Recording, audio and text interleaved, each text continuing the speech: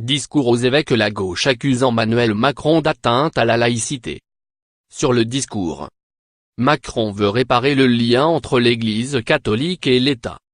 Il n'en fallait pas moins pour consterner les tenants d'une stricte application de la loi de 1905, qui dénonce une atteinte au principe de laïcité.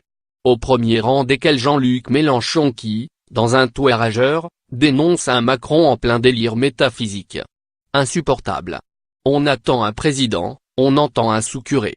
Pour le député des Bouches-du-Rhône et chef de file de la France insoumise, le lien entre l'Église et l'État n'a pas lieu d'être. Macron va trop loin, c'est irresponsable.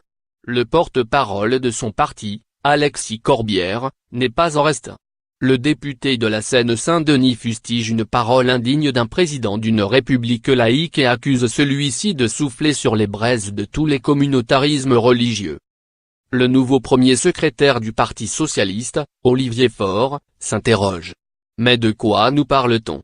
L'Église catholique n'a jamais été bannie du débat public. Quel lien restaurer avec l'État? En république laïque aucune foi ne saurait s'imposer à la loi. Toute la loi de 1905. Rien que la loi, estime le député de Seine-et-Marne. Et de poursuivre, la laïcité est notre joyau. Voilà ce qu'un président de la République devrait défendre. Il dénonce également un double discours M. Macron sur l'immigration. Les grandes migrations ne vont pas cesser. Elles sont le fruit de grands déséquilibres internationaux. Toujours nous tiendrons le cap entre humanisme et pragmatisme, a déclaré le président de la République aux Bernardins. Il faut oser après la circulaire Collomb et à la veille de la discussion d'un texte asile-immigration dont on peinerait à trouver la trace d'un humanisme revendiqué mais jamais appliqué, s'insurge M. Faure. Sur l'humanisme avec les migrants, il n'écoute pas l'Église. Sur les sujets de société, il n'entend pas les progressistes. Sur la laïcité, il ravive volontairement des tensions au lieu d'apaiser. Un deuxième mandat Sarkozy? Abonde Bory Vallaud, député, PS, des Landes et porte-parole du groupe Nouvelle Gauche de l'Assemblée nationale. Vive réaction, également, de Benoît Hamon. Quand le lien entre l'Église et l'État a-t-il été abîmé? Est-ce lors du mariage pour tous? S'il doit être réparé? Est-ce lors de la révision des lois de bioéthique? Sur la PMA? S'interroge l'ancien candidat à l'élection présidentielle. Tandis que, dans un communiqué, son mouvement, Génération.s, dénonce une atteinte sans précédent à la laïcité. L'ancien Premier ministre Manuel Valls, aujourd'hui apparenté au groupe La République En Marche de l'Assemblée nationale, adresse lui aussi une sorte de rappel à l'ordre. La laïcité c'est la France, et elle n'a qu'un seul fondement, la loi de 1905, celle de la séparation des églises et de l'État.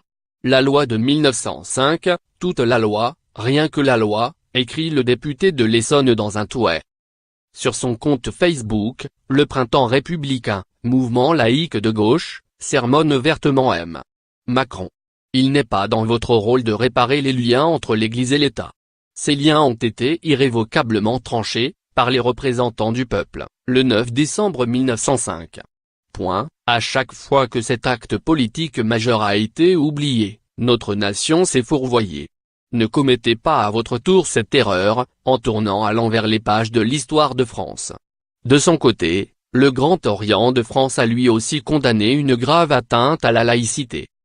Interrogée mardi matin sur RTL, la présidente du Front National, Marine Le Pen, a estimé que le président de la République tente d'anesthésier les catholiques pour pouvoir demain s'attaquer à la loi de 1905. Voilà mon inquiétude. Et je dis aux catholiques que ça n'est pas eux qui seront les bénéficiaires de ce changement, prévient la députée du Pas-de-Calais.